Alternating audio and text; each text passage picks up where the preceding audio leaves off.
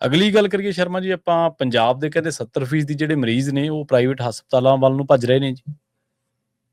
ਪ੍ਰਵੀਨ ਜੀ, ਜਦੋਂ ਮੈਂ ਅੰਕੜੇ ਦੇਖਦਾ ਤਾਂ ਮੈਂ ਹੈਰਾਨ ਹੁੰਦਾ। ਜੀ। ਜਦੋਂ ਮੈਂ ਸਰਕਾਰਾਂ ਦੇ ਫਲੈਕਸ ਬੋਰਡ ਦੇਖਦਾ ਹੂੰ, ਤਾਂ ਮੈਂ ਦੇਖਦਾ ਕਿ ਪੰਜਾਬ 'ਚ ਤਾਂ ਸਿਹਤ ਕ੍ਰਾਂਤੀ ਅਤੇ 2 ਚੀਜ਼ਾਂ 'ਚ ਤਾਂ ਇਹਨਾਂ ਦੀ PhD ਸੀ, ਹੂੰ, ਸਿੱਖਿਆ ਤੇ ਸਿਹਤ 'ਚ। ਹੂੰ, ਤੇ ਅਸੀਂ ਸਿੱਖਿਆ ਦੇ ਮਾਮਲੇ 'ਚ ਵੀ ਕ੍ਰਾਂਤੀ ਦੀ ਹਵਾ ਨਿਕਲਦੀ ਦੇਖੀ ਹੈ ਤੇ ਸਿਹਤ ਦੇ ਮਾਮਲੇ 'ਚ ਵੀ ਦੇਖ ਰਹੇ। ਹੂੰ, ਜਿਹੜੇ ਕਹਿੰਦੇ ਵੀ ਅਸੀਂ ਮੁਹੱਲਾ ਕਲੀਨਿਕ ਬਣਾ ਤੇ ਇਲਾਜ ਤਾਂ ਉੱਥੇ ਹੀ ਹੋ ਜਾਂਦਾ ਹੈ ਅੱਗੇ, ਹੂੰ, ਹੈ ਨਾ, ਹਸਪਤਾਲਾਂ ਤੱਕ ਤਾਂ ਜਾਣ ਦੀ ਲੋੜ ਹੀ ਨਹੀਂ ਪੈਂਦੀ। ਹੂੰ, ਫਿਰ ਇਹ ਕੀ ਹੈ ਜੀ ਅੰਕੜਾ? ਦੂਸਰੇ ਪਾਸੇ ਜਿਹੜੇ ਕਹਿੰਦੇ 10 ਲੱਖ ਤੱਕ ਦੇ ਕਾਰਡ ਨੇ ਜੀ, ਉਹ ਸਾਰਾ ਕੁਝ ਕੀ ਹੈ? ਕਾਰਡਾਂ ਵਾਲਾ ਖੇਡ। ਹੂੰ, ਪੰਜਾਬ ਦਾ 70% ਮਰੀਜ਼ ਸਾਰੇ ਸਰਕਾਰੀ ਹਸਪਤਾਲ ਨਾ ਜਾ ਕੇ ਜੀ। ਪ੍ਰਾਈਵੇਟ ਹਸਪਤਾਲ ਨੂੰ ਪਹਿਲ ਦੇ ਰਹੇ, ਔਰ ਉਸ ਸਥਿਤੀ 'ਚ ਜਦੋਂ ਉਹਦੀ ਆਰਥਿਕ ਸਥਿਤੀ ਠੀਕ ਵੀ ਨਾ ਹੋਵੇ। ਹੂੰ, ਚਲੋ, ਬਹੁ ਗਿਣਤੀ ਪੰਜਾਬ ਦੀ ਸਥਿਤੀ ਆਪਾਂ ਜਾਣਦੇ ਹਾਂ, ਆਰਥਿਕ ਹਾਲਤ ਕੀ ਹੈ ਅੱਜ ਦੀ ਤਰੀਕ 'ਚ। ਸਹੀ ਹੈ। ਉਹਦੇ ਵਿੱਚੋਂ ਜੇ ਉਹ ਲੋਕ ਪ੍ਰਾਈਵੇਟ ਹਸਪਤਾਲਾਂ ਨੂੰ ਪਹਿਲ ਦੇ ਰਹੇ ਨੇ, 100 ਪਿੱਛੇ 70 ਬੰਦੇ ਉੱਧਰ ਜਾ ਰਹੇ ਨੇ, 30 ਸਰਕਾਰੀ ਹਸਪਤਾਲ ਜਾ ਰਹੇ ਨੇ, ਤੇ ਜਾਂ ਤਾਂ ਫਿਰ ਉਹਨਾਂ ਦਾ ਸਰਕਾਰੀ ਸਿਸਟਮ ਤੋਂ ਭਰੋਸਾ ਉੱਠਿਆ ਹੋਇਆ, ਉਹਨਾਂ ਨੂੰ ਯਕੀਨ ਨਹੀਂਗਾ ਤੁਹਾਡੇ ਤੇ, ਜਾਂ ਫਿਰ ਮਤਲਬ ਕਿ ਇਹ 10 ਲੱਖ ਵਾਲੇ ਕਾਰਡ ਦੀ ਮਿਹਰਬਾਨੀ ਹੈ ਕੁਛ ਕੇ, ਹਾਂ ਕਿ ਉਹ ਉੱਧਰੋਂ ਜਾ ਕੇ ਕੁਛ ਕੌਣ ਸੈਟਿੰਗ ਕਰਾ ਰਿਹਾ, ਕੀ ਕਰਾ ਰਿਹਾ, ਇਹ ਜਾਣਨ ਦੀ ਲੋੜ ਹੈ। ਸਹੀ ਹੈ। ਪੈਰਲਲ ਪੰਜਾਬ ਦੀ ਰਾਜਧਾਨੀ ਹੈ ਚੰਡੀਗੜ੍ਹ।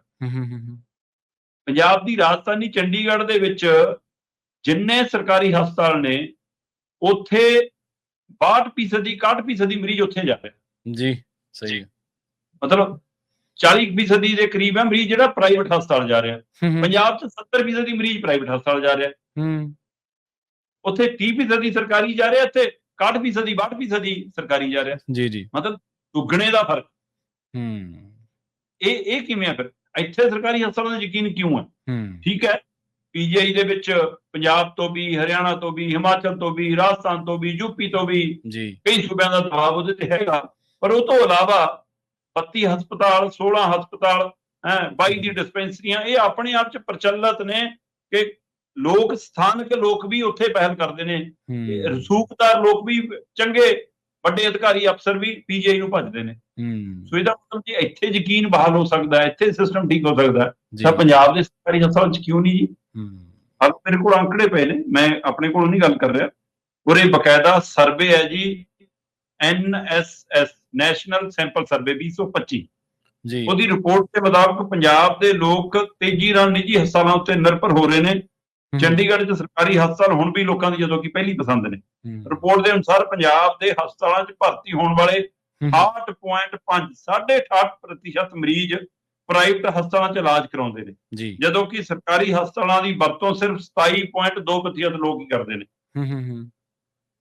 ਇਸ ਦੇ ਉਲਟ ਚੰਡੀਗੜ੍ਹ ਦੇ ਵਿੱਚ 61.9% ਲੋਕ ਸਰਕਾਰੀ ਹਸਪਤਾਲ ਤੇ 38.1% ਲੋਕ ਨਿੱਜੀ ਹਸਪਤਾਲਾਂ ਦੀ ਵਰਤੋਂ ਕਰਦੇ।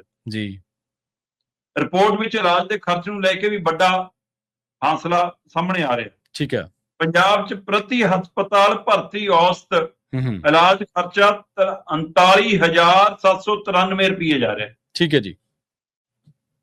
ਜਦੋਂ ਕਿ ਚੰਡੀਗੜ੍ਹ 'ਚ ਅੰਕੜਾ ਵੱਧ ਕੇ 80,000 ਰੁਪਏ ਤੱਕ ਪਹੁੰਚ ਜਾਂਦਾ। ਪਰਿਵਾਰਾਂ ਵੱਲੋਂ ਖੁਦ ਜਿਹੜਾ ਖਰਚਾ ਔਸਤ ਚੱਕਿਆ ਜਾਂਦਾ, ਚੰਡੀਗੜ੍ਹ ਦੇ ਵਿੱਚ 67,000 ਹੈ, ਕਿਉਂਕਿ ਇਲਾਜ ਦੇ ਵਾਧੇ ਖਰਚੇ ਦਾ ਦਬਾਅ ਵੀ ਹੈ। ਜੀ। ਇੱਥੋਂ ਅੰਦਾਜ਼ਾ ਲਾ ਲਓ ਕਿ ਸਾਡੀ ਸਥਿਤੀ ਕੀ ਹੈ, ਔਰ ਖਾਸ ਕਰਕੇ ਪੰਜਾਬ 'ਚ ਬੰਦਿਆਂ ਦੇ ਮੁਕਾਬਲੇ ਔਰਤਾਂ ਇਲਾਜ ਲਈ ਵੱਧ ਆ ਰਹੀਆਂ, ਕਿਉਂਕਿ ਬੀਬੀਆਂ ਜਿਸ ਤਰ੍ਹਾਂ ਦੇ ਮਤਲਬ ਕਿ ਦਬਾਅ 'ਚੋਂ ਲੰਘਦੀਆਂ ਨੇ, ਜਾਂ ਜਿਸ ਤਰ੍ਹਾਂ ਦੀ ਪ੍ਰਕਿਰਿਆ 'ਚੋਂ, ਚਾਹੇ ਉਹ ਬੱਚਾ ਜਨਮ ਵਾਲੀ ਪ੍ਰਕਿਰਿਆ ਹੋਵੇ, ਚਾਹੇ ਕੁਛ ਹੋਵੇ, ਹੈ ਨਾ, ਤੇ ਉਹ ਸਾਰੀਆਂ ਚੀਜ਼ਾਂ ਵੀ, ਕਿੰਨੇ ਹੋਰ ਉਹਨਾਂ ਦੀਆਂ ਆਪਣੇ ਨਿੱਜੀ ਮਸਲਿਆਂ ਦੇ ਕਾਰਨ ਵੀ, ਉਹ ਕਿੰਨੇ ਮਸਲੇ ਜਿਹਦੇ ਕਾਰਨ ਬੀਬੀਆਂ ਦੀ ਬਿਮਾਰੀ ਦੀ ਔਸਤ ਦਰ ਬੰਦਿਆਂ ਦੇ ਮੁਕਾਬਲੇ ਇਲਾਜ ਕਰਾਉਣ ਵਾਲੀ ਵੱਧ ਹੈ।